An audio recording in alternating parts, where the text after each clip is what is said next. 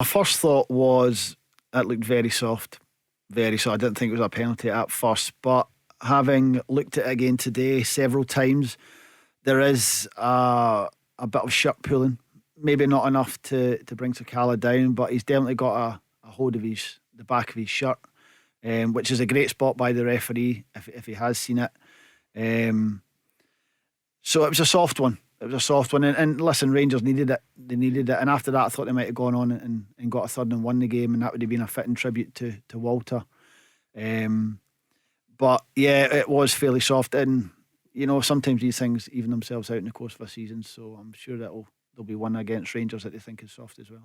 Stephen Glass wasn't happy either with the free kick that brought the first goal for Rangers, the Morella's header. It was given against Lewis Ferguson, and he certainly wasn't happy about the penalty decision given against David Bates. Leanne, what did you think? Yeah, look, I think when you look back over it and you come off the pitch, like Stephen Glass did last night, he would have been hugely disappointed that they didn't take all 3 points, going from being 2 goals up as quickly as they were to then concede the 2 goals from set pieces, which I think is any manager and coach will do. You dissect that and look at how it could have been prevented. So if it's soft initially and you believe that gives you an outroads, but then you still need to go on and defend it. So they didn't defend the free kick.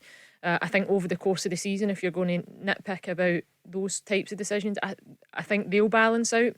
The penalty for me, I think it's soft.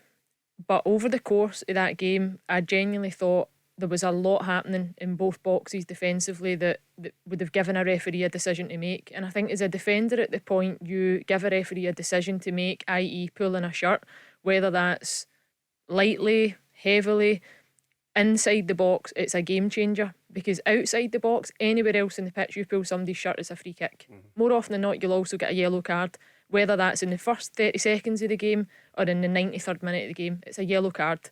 It was soft, but I think Sakala's movement is smart. He tries to escape the shirt pull, which draws attention to it, and he gets wrong side of David Bates.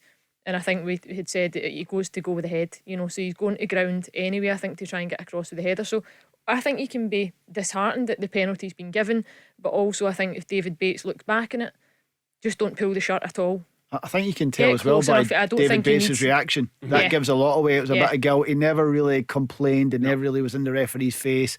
He probably knew he did grab his shirt, maybe not enough to put him to the ground, but there was an element of guilt there, I think, and you can tell that by some players' reactions. And there's a couple of warnings throughout the game. Several corners, play was stopped a couple of times. I think maybe even David Bates at one time ended up on the floor because there was a bit of grappling going on before the ball was kicked. So I think over the course, when the referee's constantly seeing moments like that happening in the game, and then if he sees a shirt pull and a player goes to ground, it makes it easy for him to go and make that decision, because he's got a split second. He doesn't have the beauty of what we've got just now, where we can replay it today and I can now offer my opinion almost 24 hours later. John Beaton didn't have that opportunity last night, so he's made it based on what he saw. Tell Alexa to launch Go Radio or listen on the Go Radio app.